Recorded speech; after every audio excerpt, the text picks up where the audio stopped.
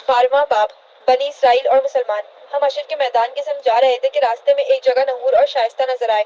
उन्हें देखकर मेरी हिस्से मज़ा बेदार हो गई। मैंने सौले से कहा, आओ जरा चलते चलते इन्हें भी तंग करते जाएं।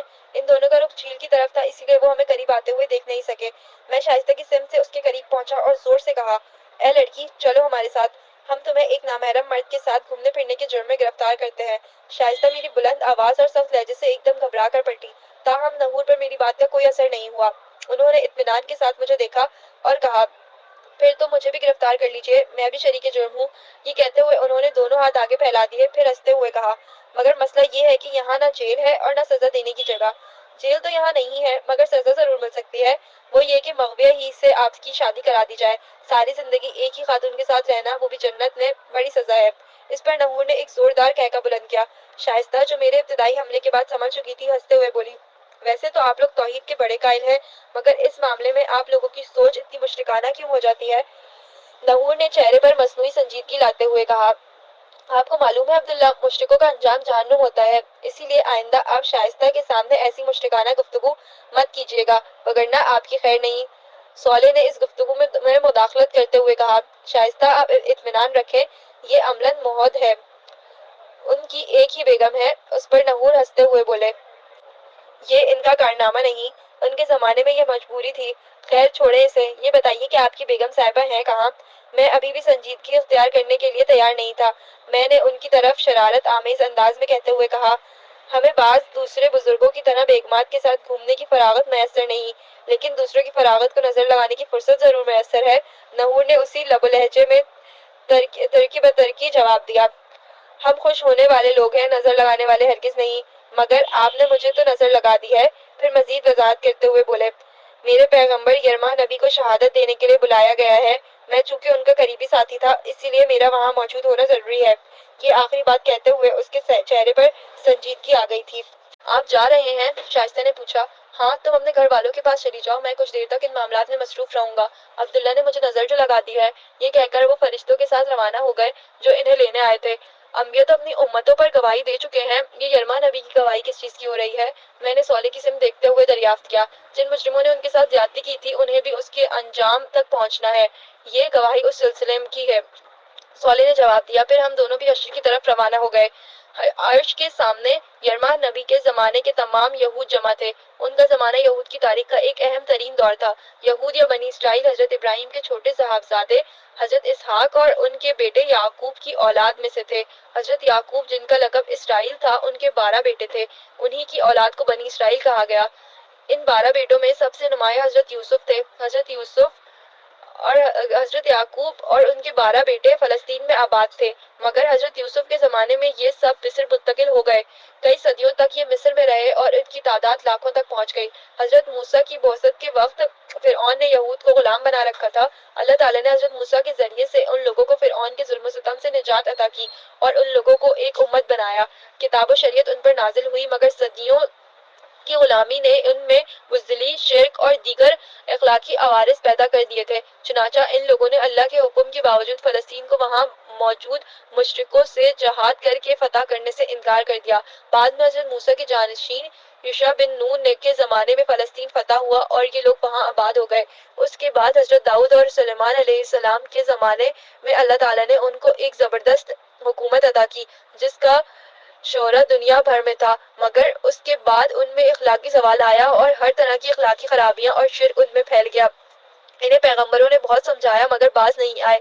नतीजतन उन पर महकूमी मुसल्लत कर दी गई। इर्द गिर्द की अकवाम ने उन पर पै दर पै हमले करके उनकी सल्तनत को बहुत कमजोर कर दिया। जिस वक्त यरमा नबी की बौसत हुई, बनी इसराइल उस दौर की अजीम सुपर पावर इराक के आशूरी सल्तनत और उसके हुक्मरान बख्त नसर के बाजी गुजार थे। इस दौर में बनी इसराइल का अखलाकी जवाल अपनी आखिरी हदों को छू रहा था। इसमें शिर्क आम था, जिना मामूली बात थी। अपने हम मजहबों के साथ ये लोग बदतरीन जुल्म सितम का मामला करते। सूदखोरी और गुलामी की लानतें आम थी। एक तरफ इखलाकी पस्ती का ये आलम था और दूसरी तरफ सियासी उमंगे उरूज पर थी। हर तरफ वक्त नसर के खिलाफ नफरत का तूफान उठाया जा रहा था। उनके मजहबी और सियासी लीडरों की सारी तवज्जो उस बात की तरफ थी कि उस सियासी महकूमी से निजात मिल जाए। कौम की इस्लाह, इखलाकी तामीर, ईमानी कुव्वत जैसी चीजें कहीं जेर बहस ना थी। मजहब के नाम पर जवाहिर का जोर था, کا زور تھا، ایمان و اخلاق اور اپنے صالح کی کوئی وقت نہ تھی۔ ایسے میں حضرت یرما اٹھے اور انہوں نے پوری قوت کے ساتھ ایمان و اخلاق کی صدا بلند کی۔ انہوں نے اہل مذہب کو، اہل سیاست کو ان کے رویوں پر تنقید کا نشانہ بنایا، ان کے اخلاقی کمزوریوں، شرک اور دیگر جرائم پر انہیں متنبہ کیا۔ اس کے ساتھ ساتھ آپ نے اپنی قوم کو سختی سے اس بات پر متنبہ کیا کہ وہ بخت نصر کے خلاف بغاوت کا خیال دل سے نکال دیں۔ انہیں سمجھایا کہ جذبات پہ آ کر انہوں نے اگر یہ حماقت کی تو بخت نصر قہر الہی بن کر ان پر نازل ہو جائے گا، مگر ان کی قوم باز نہ آئی۔ اس نے انہیں کنویں میں الٹا لٹکا دیا اور پھر جیل میں ڈال دیا۔ اس کے ساتھ انہوں نے بخت نصر کے خلاف بغاوت کی، جس کے نتیجے میں بخت نصر نے حملہ کیا، 6 لاکھ یہودیوں کو اس نے قتل کیا اور 6 لاکھ کو غلام بنا کر اپنے ساتھ لے گیا۔ یروشلم کی اینٹ سے اینٹ بجا دی، پورا شہر خاک و خون میں بدل گیا۔ قرآن مجید نے اس واقعے کو بیان کیا اور یہ بتایا کہ حملہ آور لوگ دراصل قہر الہی تھے، کیونکہ بنی اسرائیل نے زمین پر فساد مچا رکھا تھا۔ میں اس سوچ میں تھا کہ صالح نے غالباً میرے خیال پڑھ کر کہا، ٹھیک یہی کام تمہارے زمانے میں تمہاری قوم کر رہی تھی۔ وہ علم، تعلیم، ایمان، اخلاق میں بدترین پستی کا شکار تھے، مگر ان کے نام نہاد رہنما اسے یہی سمجھاتے کہ ساری خرابی وقت کی سپر پاورز اور ان کی سازشوں کی وجہ سے ہے۔ ایمان و اخلاق کی اصلاح کے بجائے سیاسی غلبہ اور اقتدار ہی ان کی منزل بن گیا۔ ملاوٹ، کرپشن، ناجائز منافع خوری، منافقت اور شرک قوم کے اصل مسائل تھے۔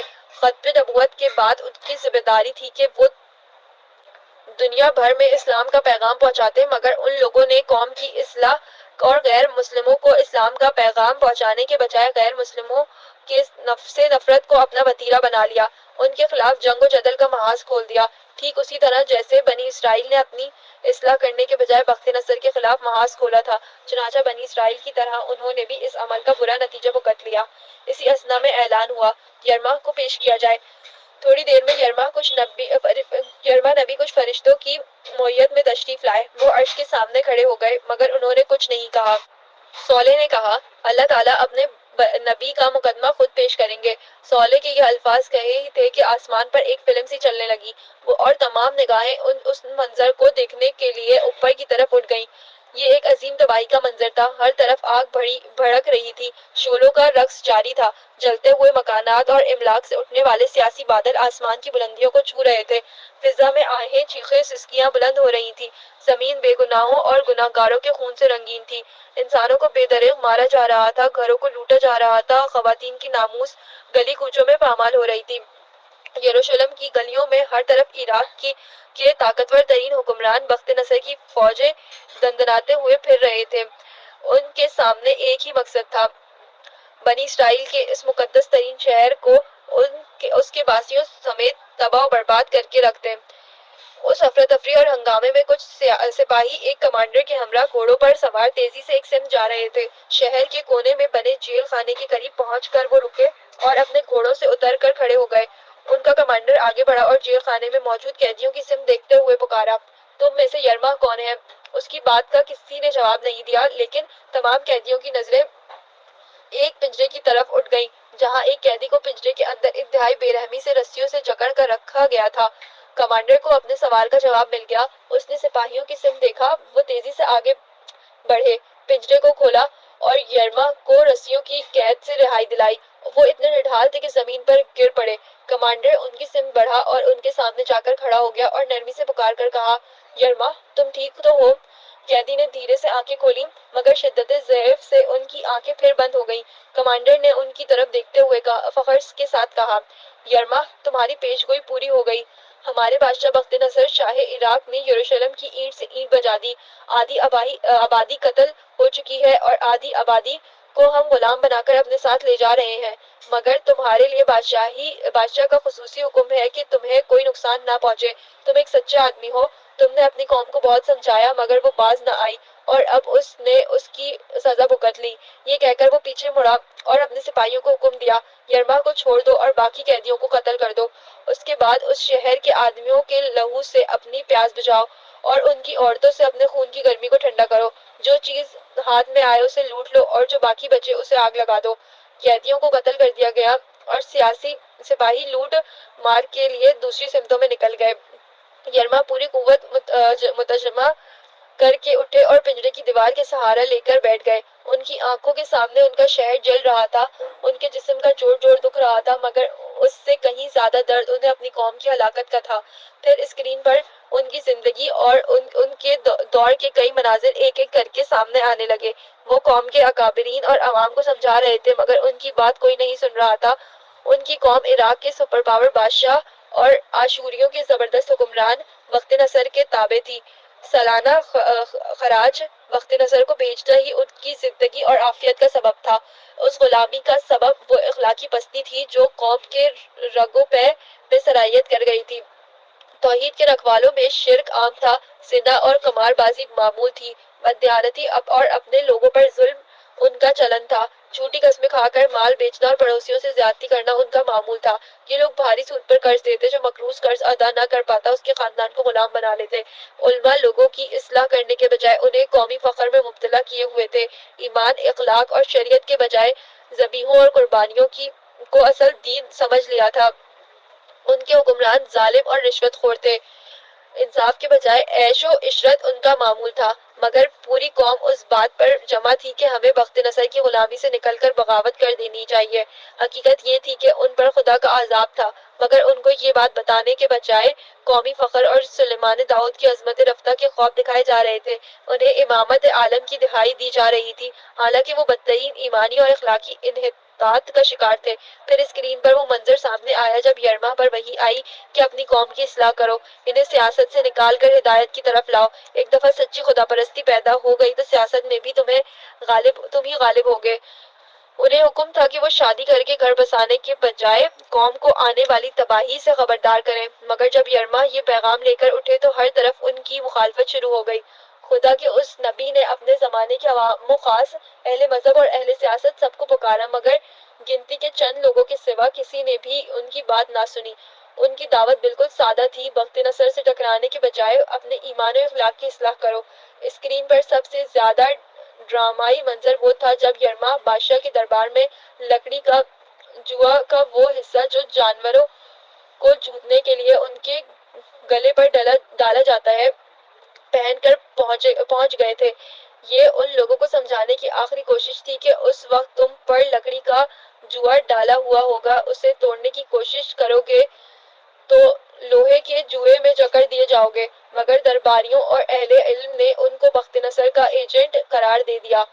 بادشاہ نے آگے بڑھ کر لکڑی کا جوا تلوار سے کاٹ ڈالا، اس کے ساتھ ہی فیصلہ ہو گیا کہ اب ان کے گلے میں لوہے کی بیڑیاں ڈالی جائیں گی۔ اللہ کے اس نبی کو بخت نصر کا ایجنٹ قرار دے کر بطور سزا پہلے کنویں میں الٹا لٹکا دیا گیا اور پھر ایک پنجرے میں باندھ دیا گیا۔ بخت نصر کے خلاف بغاوت کر دی گئی، جواب میں بخت نصر عذاب الہی بن کر ٹوٹ پڑا۔ پھر اسکرین پر وہی پھیلا منظر آ گیا جب عذاب کی بارش سے یروشلم نہا رہا تھا۔ یرما نے آنکھیں کھول کر ارد گرد پڑی بے گور و کفن لاشوں کو اور چاروں طرف رقصہ تباہی کے مناظر پر ایک نظر ڈالی اور بلند آواز سے کہا، میں نے تم لوگوں کو کتنا سمجھایا، مگر تم نے سیاسی شعبہ بازوں اور متعصب جاہل و مذہبی لیڈروں کی پیروی کو پسند کیا۔ تم حق و باطل کے معاملے میں غیر جانبدار رہے، تم معاشرے کے خیر و شر اور خدائی احکام سے بے نیاز ہو کر زندگی گزارتے رہے۔ آخر کار اس کی سزا سامنے آ گئی۔ پھر یرما نے آسمان کی طرف نظر اٹھائی اور دھیرے سے بولے، عدل کامل کا دن آئے گا، ضرور آئے گا، مگر کچھ انتظار کے بعد۔ اس کے ساتھ ہی منظر ختم ہو گیا اور ایک زوردار ڈانٹ فضا میں بلند ہوئی۔ اللہ تعالیٰ کا غصہ اپنے عروج پر تھا۔ ان کے نبی کے ساتھ جو کچھ بھی بنی اسرائیل نے کیا تھا، اس کو جو سزا بخت نصر کی صورت میں انہوں نے بھگتی تھی، وہ بہت معمولی تھی۔ اصل سزا کا وقت اب آیا تھا۔ حکم ہوا کہ ہر اس شخص کو پیش کیا جائے جو کسی درجے میں بھی یرما کے ساتھ کی گئی اس زیادتی میں شریک تھا۔ بادشاہ، امرا اور مذہبی لیڈروں کا وہ گروپ پیش ہوا جو اس سانحے کا ذمہ دار تھا۔ ان میں سزا دینے والے بھی تھے اور وہ بھی جو یرما کو بخت نصر کا ایجنٹ قرار دے کر ان کے خلاف فضا ہموار کر رہے تھے۔ ان سب کے لیے جہنم کا فیصلہ سنا دیا گیا۔ پھر اس کے بعد ایک ایک کر کے اس زمانے کے عوام کا احتساب شروع ہوا۔ نبی کے مجرموں کا احتساب جس طرح ہونا چاہیے تھا ویسے ہی ہوا اور ہر مجرم کے لیے بدترین سزا کا فیصلہ ہو گیا۔ میں اس دفعہ حشر میں دیر تک کھڑا رہا اور لوگوں کا حساب کتاب دیکھتا رہا۔ سچی بات یہ ہے کہ اس سے قبل میں نے چند ہی لوگوں کا حساب کتاب دیکھا تھا مگر اب اندازہ ہو رہا تھا کہ اللہ تعالیٰ انتہائی مکمل اور جامع حساب کتاب کر رہے ہیں. ہر شخص کے حالات، اس کے ماحول اور اس کی تربیت اور پرورش کے نتیجے میں بننے والی نفسیات کی روشنی میں اس کے اعمال کا جائزہ لیا جا رہا ہے. لوگوں نے رائی کے دانے کے برابر بھی عمل کیا تو وہ ان کی کتاب اعمال میں موجود ہے. ان کی نیت، محرکات اور اعمال، ہر چیز کو پرکھا جا رہا ہے. فرشتوں کا ریکارڈ، دیگر انسان، در و دیوار اور سب سے بڑھ کر انسان کے اپنے اعضا گواہی میں پیش ہو رہے ہیں. ان سب کی روشنی میں کسی شخص کے ابدی مستقبل کا فیصلہ سنایا جاتا. یوں انسان پر رائی کے دانے کے برابر بھی ظلم نہیں ہو رہا تھا. جس کو معاف کرنے کی ذرا بھی گنجائش ہوتی اسے معاف کر دیا جاتا. اللہ تعالیٰ کی عدل کامل اور رحمت کامل کا ایسا ظہور تھا کہ الفاظ سے بیان کرنے سے قاصر ہے. میں اسی حال میں تھا کہ صالح نے میرے کان میں سرگوشی کی. نائمہ بڑی شدت سے تمہیں ڈھونڈ رہی ہے. خیریت؟ میں نے دریافت کیا. بڑا دلچسپ معاملہ ہے. بہتر ہے تم چلے چلو. یہ کہہ کر صالح نے میرا ہاتھ پکڑا اور تھوڑی ہی دیر میں نائمہ کے پاس کھڑا تھا. مگر مجھے یہ دیکھ کر حیرت ہوئی کہ نائمہ کے ساتھ ایک بہت خوبصورت پری پیکر لڑکی کھڑی ہوئی تھی. میں نے اپنی یادداشت پر بہت زور ڈالا مگر میں اسے پہچان نہ سکا. نائمہ نے خود ہی اس کا تعارف کرایا. یہ امورہ ہے. ان کا تعلق حضرت نوح کی امت سے ہے. یہ مجھے یہیں پر ملی ہے. یہ آخری نبی یا ان کے کسی نمایاں امتی سے ملنے کی خواہشمند تھی.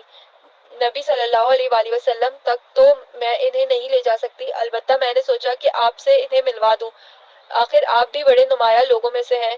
یہ کہہ کر وہ امورہ سے میرا تعارف کرانے لگی. اس تعارف میں زمین و آسمان کے جو قلابے وہ ملا سکتی تھی اس نے ملائے. میں نے بیچ میں مداخلت کر کے نائمہ کو روکا اور کہا، نائمہ میری بیوی ہے، اس وجہ سے میرے بارے میں کچھ مبالغہ آمیز گفتگو کر رہی ہیں. البتہ ان کی یہ بات ٹھیک ہے کہ میں آپ کو اس امت کے نمایاں لوگوں بلکہ اپنے نبی سے بھی ملوا دوں گا. نائمہ کو میری بات کچھ زیادہ پسند نہیں آئی. وہ جھنجھلا کر بولی، اگر میں مبالغہ کر رہی ہوں تو بتائیں یہ صالح آپ کے ساتھ کیوں رہتے ہیں اور یہ آپ کو کہاں کہاں لے کر جاتے ہیں؟ میں نے جھگڑا ختم کرنے کے لیے کہا، اچھا چلو میں نے ہار مان لی، لیکن پہلے امورہ سے تفصیلی تعارف تو ہو لینے دو.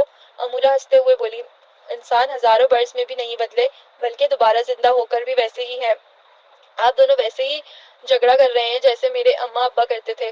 ان کے اماں ابا سے بھی میری ملاقات ہوئی ہے. نائمہ بیچ میں بولی، مگر یہ اس کا اگلا خوشی سے بھرپور جملہ تھا جس سے مجھے اندازہ ہوا کہ وہ امورہ سے مل کر اتنا خوش کیوں ہے اور کیوں اس نے مجھے میدان حشر سے واپس بلوایا ہے. امورہ کے شوہر نہیں ہے. میرے اندازے کی تصدیق صالح نے کر دی. وہ میرے کان میں بولا، نائمہ نے تمہارے ہونے والی بہو سے ملوانے کے لیے تمہیں بلایا ہے. میرا اندازہ بالکل درست تھا. نائمہ جمشید کے لیے دلہن ڈھونڈ رہی تھی اور آخر کار اس سے اس کوشش میں اس حد تک کامیابی ہو چکی تھی کہ لڑکیوں سے پسند آ گئی تھی، مگر لڑکے لڑکی نے ایک دوسرے کو پسند کیا یا دیکھا بھی نہیں ہے یہ مجھے علم نہیں تھا. مگر نائمہ کو اس سے کوئی زیادہ فرق بھی نہیں پڑتا تھا. اس کے خیال میں اس کا راضی ہو جانا ہی اس رشتے کے لیے کافی تھا. میں نے دریافت کیا، امورہ آپ کے شوہر کہاں ہیں؟ امورہ نے نسبتاً شرما کر کہا، دنیا میں صرف 15 سال کی عمر میں میرا انتقال ہو گیا تھا. میں بچپن سے ہی بہت بیمار رہتی تھی. اللہ تعالیٰ کی رحمت سے اس کا یہ بدلہ دیا کہ بغیر کسی حساب کتاب کے شروع ہی میں میرے لیے جنت کا فیصلہ ہو گیا اور باقی فیصلے تمہاری ہونے والی ساس کر رہی ہیں. میں نے دل ہی دل میں سوچا. صالح کے چہرے پر بھی مسکراہٹ آ گئی. پھر امورہ بولی، مجھے آپ لوگوں سے مل کر بہت خوشی ہوئی. جنت میں بھی ہم ملتے رہا کریں گے. اچھا اب میں چلتی ہوں. میرے اماں ابا مجھے ڈھونڈ رہے ہوں گے. نائمہ بھی اس کے ساتھ جانے کے لیے مڑی تو میں نے کہا، ٹھہرو مجھے تم سے کچھ کام ہے. نائمہ نے امورہ سے کہا، تم وہیں رکو جہاں ہم ملے تھے، میں ابھی آتی ہوں. میں نے مذاق میں نائمہ سے کہا، امورہ سے اس کا موبائل نمبر لے لو. اس رش میں کہاں ڈھونڈتی پھرو گی؟ یہ موبائل کیا ہوتا ہے؟ امورہ نے قدرے حیرانی سے پوچھا. یہ ایک ایسی بلا کا نام ہے جس کے بعد تم نائمہ سے بچ نہیں سکتی. میں نے جواب دیا. صالح نے بیچ میں دخل دیتے ہوئے کہا، میرا خیال ہے کہ امورہ اپنی منزل تک پہنچ نہیں سکیں گی. میں انہیں پہنچا کر آتا ہوں. امورہ اور صالح کے جانے کے بعد میں نائمہ کو لے کر حوض کے کنارے ایک جگہ بیٹھ گیا. میں نے اس سے کہا، تمہیں معلوم ہے کہ تم کیا کر رہی ہو؟ ہاں میں جمشید کے لیے امورہ کو پسند کیا ہے، مجھے معلوم ہے، مگر تمہیں معلوم ہے کہ تمہاری پسند سے کچھ نہیں ہوگا. مجھے معلوم ہے پچھلی دنیا میں ہما کے تجربے کے بعد اب جمشید میرے سامنے کچھ نہیں بول سکتا اور امورہ کے والدین سے میں بات کر چکی ہوں. یعنی متعلقہ فریقوں لڑکا اور لڑکی دونوں کے علم میں یہ بات نہیں ہے، نہ ان کی مرضی لی گئی اور سب کچھ تم نے طے کر دیا. نائمہ یہ دنیا نہیں ہے، یہاں ہم ماں باپ بس رسمی حیثیت رکھتے ہیں، یہاں وہی ہوگا جو ان لوگوں کی مرضی ہوگی، اسی لیے اپنے دل میں کوئی امید باندھنے سے پہلے ان دونوں سے پوچھ لو، اور اگر انہوں نے انکار کر دیا تو اور بہت لڑکیاں ہیں، آج کسی چیز کی کمی نہیں ہے، تم اس معاملے میں بے فکر ہو جاؤ۔ نائمہ خاموش ہو گئی مگر اس کا ذہن ابھی تک اپنی بہو میں الجھا ہوا تھا۔ میں نے اسے دیکھتے ہوئے کہا، نائمہ ہمیں پہلی دفعہ یہاں تنہائی میسر آئی ہے، تم کچھ دیر کے لیے اپنی مادرانہ شفقت کو کونے میں رکھ دو اور یہ دیکھو کہ یہاں کتنا اچھا ماحول ہے۔ پھر میں نے اس سے کہا، تمہیں یاد ہے نائمہ، ہم نے کتنے مشکل وقت ساتھ ساتھ دیکھے ہیں، خدا کا پیغام اس کے بندوں تک پہنچانے کے لیے میں نے اپنی زندگی لگا دی، اپنا کیریئر، اپنی جوانی، اپنی ہر سانس اسی کام کے لیے وقف کر دیا، مگر دیکھو نائمہ، میں نے جو سودا کیا تھا اس میں کوئی خسارہ نہیں ہوا۔ میں تم سے دنیا میں کہا کرتا تھا نا کہ جو خدا کے ساتھ سودا کرتا ہے وہ کبھی گھاٹا نہیں اٹھاتا، دیکھو ہم ہر خسارے سے بچ گئے، کتنی شاندار کامیابی ہمیں نصیب ہوئی ہے، ہم جیت گئے نائمہ، ہم جیت گئے، اب زندگی ہے، موت ختم، اب جوانی ہے، بڑھاپا ختم، اب صحت ہے، بیماری ختم، اب امیری ہے، غربت ختم، اب ہمیشہ رہنے والی خوشیاں ہیں اور سارے دکھ ختم، مجھے تو اب کوئی دکھ یاد بھی نہیں آ رہا۔ ہاں آج کسی جنتی کو یہ دنیا کا کوئی دکھ یاد ہے، کو نہ دنیا کا کوئی دکھ یاد ہے اور نہ کسی جہنمی کو دنیا کا کوئی سکھ یاد ہے۔ دنیا تو بس ایک خیال تھی، خواب تھا، افسانہ تھا، سراب تھا، حقیقت تو اب شروع ہوئی ہے، زندگی تو اب شروع ہوئی ہے، ذرا سامنے دیکھیے آسمان بدل رہا ہے۔ میں نے اس کے کہنے سے توجہ کی تو احساس ہوا کہ واقعی اب شام ڈھلنے کے بالکل قریب ہو چکی ہے، اب مغرب کے جھپٹے کا وقت ہو رہا تھا۔ مجھے احساس ہوا کہ یہ تبدیلی کسی اہم بات کا پیش خیمہ ہے۔ پیچھے سے ایک آواز آئی، ہاں تم ٹھیک سمجھے ہو، یہ سولے کی آواز تھی، وہ میرے قریب بیٹھے ہوئے بولا۔ اس تبدیلی کا مطلب یہ ہے کہ حساب کتاب ختم ہو رہا ہے، تمام لوگوں کا حساب کتاب ہو چکا ہے۔ پہلے یہ بتاؤ تم امورا کو چھوڑ کر کہاں آئے ہو؟ تم نہ پانی پینے جا سکتے ہو نہ بیت الخلا جانا تمہارے لیے ممکن ہے، پھر تم کہاں تھے؟ میں اماسیل کے ساتھ تھا۔ اس کے ساتھ ہی اماسیل پیچھے سے نکل کر سلام کرتا ہوا سامنے آ کر کھڑا ہو گیا۔ یہ میرے الٹے ہاتھ کا فرشتہ تھا۔ میں نے اس سلام کا جواب دیا اور ہنستے ہوئے سولے سے دریافت کیا، اس کی وجہ کا نزول، حساب کتاب ختم ہو چکا ہے، اب تمہیں پیش ہونا ہے، ہم دونوں مل کر تمہیں اللہ تعالیٰ کے حضور پیش کریں گے۔ پیشی کا سن کر مجھے پہلی دفعہ گھبراہٹ پیدا ہوئی۔ میں نے گھبرا کر سوال کیا، حساب اتنی جلدی کیسے ختم ہو گیا؟ میں تمہیں پہلے بتا چکا ہوں کہ یہاں وقت بہت تیزی سے گزر رہا ہے اور حشر میں وقت بہت آہستہ، اسی لیے جتنا عرصہ تم یہاں رہے ہو اتنے عرصے میں وہاں حساب کتاب ختم ہو چکا ہے۔ وہاں میرے پیچھے کیا ہوا تھا، تمام امتوں کا جب عمومی حساب کتاب ہو گیا تو میدان حشر میں صرف وہ لوگ رہ گئے جو ایمان والے تھے، مگر ان کے گناہوں کی کثرت کی بنا پر انہیں روک لیا گیا تھا۔ آخر کار حضور کی درخواست پر ان کا بھی حساب کتاب ہو گیا۔ اب آخر میں سارے انبیاء اور شہداء پیش ہوں گے، کیا شہید وہ لوگ ہیں جو اللہ کی راہ میں قتل ہوئے؟ نائمہ نے سوال کیا۔ نہیں وہ شہداء نہیں، بلکہ وہ بھی بڑے اعلیٰ درجے کے حقدار ہوئے ہیں، مگر یہ شہداء حق کی گواہی دینے والے لوگ ہیں، یعنی انہوں نے انسانیت پر اللہ کے دین کی گواہی کے لیے اپنی زندگی وقف کر دی تھی۔ یہی وہ لوگ ہیں جنہوں نے انبیاء کے بعد ان کی دعوت کو آگے پہنچایا، کیا ان کا بھی حساب کتاب ہوگا؟ میں نے سوال کیا، کیونکہ مجھ پر حساب کے تصور سے گھبراہٹ طاری تھی۔ نہیں، بس بارگاہ ربوبیت میں ان کی پیشی ہوگی اور ان کی نجات کا اعلان ہوگا، لیکن اللہ تعالیٰ رب العالمین اور مالک کل ہیں، وہ جب چاہیں جس کا چاہیں حساب کتاب کر سکتے ہیں، کوئی بھی ان کو روک نہیں سکتا۔ میرے منہ سے نکلا، رب اغفر وارحم۔ میں خدا کے اختیار کا بیان کر رہا ہوں، یہ نہیں کہہ رہا کہ اللہ تعالیٰ یہ کریں گے۔ دراصل اب جنت و جہنم میں داخلے کا وقت آ رہا ہے، چنانچہ اب اہل جنت کو، اہل جہنم سب کو میدان حشر میں جمع کر دیا جائے گا، ان سب کے سامنے انبیاء اور شہداء کی کامیابی کا اعلان ہوگا، پھر گروہ در گروہ نیک اور بد لوگوں کو جہنم و جنت میں بھیجا جائے گا، جس کے بعد ختم نہ ہونے والی زندگی شروع ہو جائے گی۔